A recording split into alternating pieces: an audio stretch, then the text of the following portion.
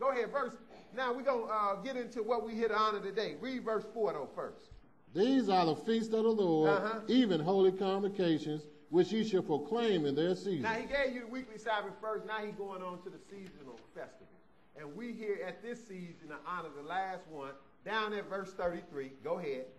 And the Lord spake unto Moses, saying, Speak unto the children of Israel, now, saying... Now, who spake again? Moses didn't make none of this up, did he? Can you imagine Moses was literally talking to God, and you got preachers that put Moses down like he's stupid. And he getting his instructions directly from God. Wasn't even no intermediary between Moses and God. Don't you understand that? Moses was in God's presence getting direct instructions, and you got people put it down talking about the Old Testament don't mean nothing. And he talking to God face to face. He was in God's presence so long, when he came down, he started shining, and the children of Israel were scared to death. Matter of fact, they took off running. They said, who was that? Look, they thought that was Moses, but we don't know. And they started running. They went the other way, because Moses started glowing from being in the spirit being's presence all that time. He started shining. Moses had to call him, no, it's me. Come back. Come on back. And then they made him put a veil over his face after that. Whenever he talked to them, he had to have his face covered because they couldn't take it. He said, man, you look different now. He was with the Lord. That's how close Moses was with the Lord. That's why when his brother and sister, Aaron and Miriam, tried to rise up on him, the Lord gave Miriam leprosy on the spot. He said, don't you know better than talk about Moses? I ain't got no servant like Moses who I talk to face to face. He said, I might talk to a prophet in a dream. I talk to Moses face to face like a man talks to his friend. And people put Moses down. They crazy. But now, again, verse 33 said, and the Lord spake unto Moses. And it means it, saying, do what, 34? Speak unto the children of Israel, saying, the 15th day of this 7th month shall be the Feast of Tabernacles for 7 days unto the Lord. Now, it's in everybody's Bible. But yet, people that go to church on a regular basis really don't have a clue about the Feast of Tabernacles, do they? But this is what the Lord told Moses. But they've been deceived to think where it don't matter, it's been done away with, but they can't read that nowhere in the Bible. So he said, the 15th day of this 7th month should be the Feast of Tabernacles for 7 days unto the Lord. And later he going to tell you it actually climaxes on the 8th day with another holy convocation. Go ahead. On the first day shall be a holy convocation. You shall do no servile work therein. See, that's why we here today. The first day is a holy convocation, and you shall do no servile. That means unnecessary work. But you can work as far as feasting. That's why we cooking and doing all the stuff that we've been doing for this day, which normally you don't do that on the Sabbath day. On the weekly Sabbath, you don't even do that. We don't even put stuff in the microwave. And if it gets cold, it's just cold. You can live with it. But on these high Sabbath days, this is a high Sabbath day here, he said don't do no servile work. That means he's leaving an exclusion for you to work as far as the feast that we have. Because we're working around here, preparing food to get ready to enjoy. So that's why he said servile. If you read back up what we read about the weekly Sabbath, he didn't say servile. He said no work period, because you don't cook on that day. If you back up and read what we celebrate the atonement this past Sabbath, he said no work, absolute. He didn't put servile in there. But this, he said servile, that gives you some room to do what we're doing. We're going to cook, and we're going to eat, and we're going to enjoy ourselves today in honor of God's goodness. So he said on the first day is a holy gathering, convocation. Don't do no servile work therein. Go ahead. 7 days ye shall offer an offering made by fire unto the Lord. See, now we're not getting ready to kill no animals and offer them up, because Jesus is that offering. And we out of pocket anyway to do it. If you was going to do it, you need to be at the right place to do it, which we're a long way from there. But we know Jesus is the offering. That's why he said in Daniel 9, he's going to cause the sacrifice and the oblation to cease. Because when he died, he ripped all of that up, because everybody got to get to understand. He's going to put them back in place. But everybody going to know they about Jesus when he put them back in place. Go ahead. On the 8th day shall be a holy convocation unto you. See, on the 8th day shall be a holy convocation unto you. See, that's why we're going to be back next Thursday to climax this festival. Feast of Tabernacles, he called it. Go ahead. What verse you at? Middle of 36. Uh-huh. And ye shall offer an offering made by fire unto the Lord. Uh-huh. It is a solemn assembly, and ye shall do no servile work therein. See, we're going to do that on the 8th day. But go ahead, 37. These are the feasts of the Lord, which ye shall proclaim to be holy convocations. Again, these are his feasts, and you proclaim them, you preach them, and acknowledge them as holy gatherings. Go ahead. To offer an offering made by fire unto the Lord, Uh-huh. a burnt offering and a meat offering, a sacrifice and drink offerings, everything upon his day. See, you had to do certain ones on each day. Some people say, well, y'all don't do that. Why y'all don't do that? Because we understand that it represents Jesus. He is the offering. So we still doing it. We just doing the spirits because we acknowledging the offering that he made. That's what all the bulls and the goats was pointing to. Hebrews 10 tell you that. It said bulls and goats couldn't take away sins anyway. So that's why the master had to get a body and become a man. That's what it was pointing to all along. So we understand that. But that don't do away. People say, well, you ain't doing that. You might as well not do nothing. No, that don't do away with the day. Because the offering has been made. But go ahead. 38. Beside the Sabbaths of the Lord, and beside your gifts, and beside all your vows, and beside all your freewill offerings, which ye give unto the Lord. Also in the 15th day of the 7th month, when ye have gathered in the fruit of the land. You gather in the fruit, because that's another name for the Feast of Tabernacles. In gathering. When you gather in the fruit of the land. Go ahead. Ye shall keep a feast unto the Lord 7 days. See, he's talking about this feast again. Because he said, keep it 7 days, then he's going to mention the 8th day again. Go ahead. On the first day shall be a Sabbath. This is a Sabbath day. And we know this is the 15th day of the 7th month, brother. So you might say, well, you know, this is September. This is really the 9th month. Look, that's man's calendar. Even if you look up the word September, though, it comes from the word 7. That's where it comes from. October comes from 8. So that shows you they had the months in order at one time. So we know this is the 15th day of the 7th month. Because you go by the lunar calendar, which is the moon.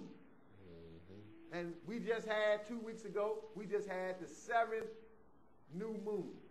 See, the full moon, and everybody get excited about, think people acting crazy doing the full moon, which we're going to act a little crazy feasting today. That is at the middle of the month. So it's a full moon now. I don't have to even look at it. I know it's a full moon because it comes in the middle of God's month, every month.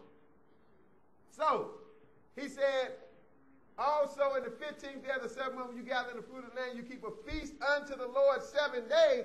On the first day shall be a Sabbath. See, the day is a Sabbath. That's why we're not working today. Pretty soon, when enough of us do it, the economy going to have to recognize.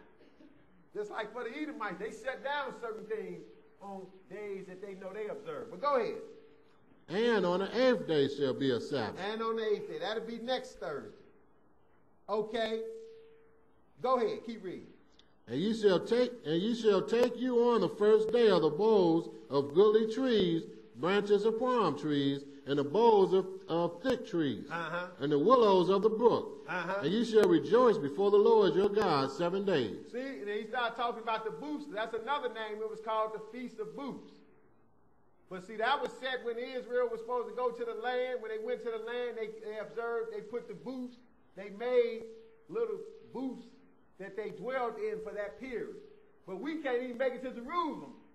Let alone, ain't no need to be trying to make no booths. We can't even make it. The Lord said you keep these feasts at Jerusalem. So we're doing the best we can where we are. Not that any of it don't mean nothing, but we're doing the best we can. People say, well, again, people want to say, well, you're not going to do all of that. You shouldn't do nothing. Now, Jesus said the things that are ready to die, you keep them alive. So we can do what we can do. But now, let's go. We're going to skip the rest. You can read on your own. Go to Acts 18. Because we want to get to the New Testament. And see if the lie that's been told is true that these feasts are done away with. That's what somebody going to tell you when you mention the feast to them if they call themselves with some understanding. Because they got to come up with something because they're not acknowledging. Nobody as a whole is acknowledging what the Bible is saying.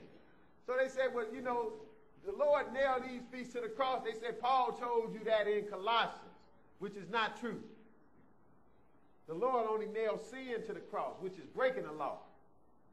So, but we're going to see. See, that's all you got to do, brothers and sisters, put the Bible together. Put the pieces together, it's going to make sense. Acts 18, and we're going to pick it up at verse 18. Acts 18 and verse 18. Okay, go ahead.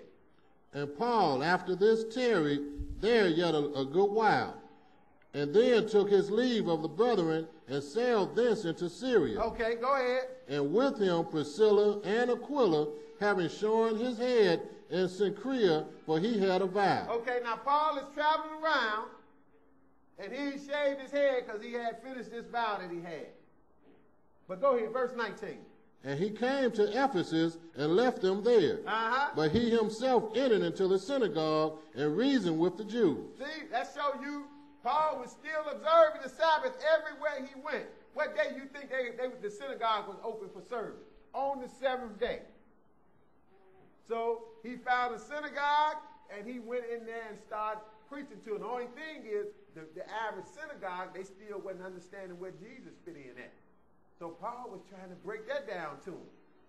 See, and there wasn't no New Testament. It was only Old Testament. Paul was preaching to the people on the seventh day out of the Old Testament. Because that told the whole story. So he went to the synagogue and reasoned with the Jews. Go ahead, verse 20. When they desired him to tarry longer time with them, he consented not, but bade them farewell, saying, I must by all means keep this feast that cometh in Jerusalem. Go ahead. But I will return again unto you, if God will. And he sailed from Ephesus. Now look at this. People that lied and said the feast got done away with, and they say Paul is the one that told you that. See, they put everything on Paul because some of his writing is tricky. But see, Paul wasn't lying, and Paul wasn't doing away with the law. He told you in Acts 28 he believed and do all things according to the law and the prophets. That's what he had faith in. And here is an example that he himself, long after Jesus had died and resurrected, Paul was still observing these festivals. We know Jesus observed it. You can read John 7 on your own and find out Jesus observed it while he was living. But then preachers get slick. They say, well, it was all good until Jesus died. See, when Jesus died, they got nailed to the cross, and we don't observe him no more. Well, somebody should have told Paul that, right? Because he was hustling to get there, wasn't he? Ain't that what it said? Yeah. Read it again. Verse 21. But bade them farewell, saying, I must by all means keep this feast that cometh in Jerusalem. See, he said, look, now he's preaching to these people, and they evidently wanted him to stay. He said, no, I can't stay now. I got another responsibility I got to deal with. I must by all means keep this feast that cometh in Jerusalem. And we know from the time of the year, brothers, that's this feast right here, the Feast of Tabernacles. We know it's the Feast of Tabernacles. But even if you don't know or understand that, we know it's only 3 that God gave. We know it got to be one of them anyway, right? But it's the Feast of Tabernacles. Because if you read a little further, go to the 20th chapter, the next one came around was the next one that's going to come around for us, and that's the Feast of Unleavened Bread. He was observing that in the 20th chapter. If you read a little further in the 20th chapter, the next one came around was the Feast of Pentecost, the 50th day. That's in Acts 20 and 16. So look, this was the Feast of Tabernacles that Paul was trying to get back to Jerusalem to observe. So he still kept it, didn't he? Because he knew that what God had established is good for the duration. It was not done away with. So that's why we're doing good to be here today observing the Feast of Tabernacles. Just like Paul was doing. Now let's go to Exodus 23. See, but this is in everybody's Bible. But it shows you people are instead listening to preachers instead of reading the Bible and getting understanding of the Bible. That's why I said, hey, I didn't have to top the choir. What they did a good job. So all I got to do is come in and read the Bible. It's an easy job for me. I'm glad I ain't got to stay at home and try to make something up, make up a sermon, make up something to tell some people. All I got to do is get some scriptures together, do some reading and read the Bible. Exodus 23 and verse 14. Go ahead.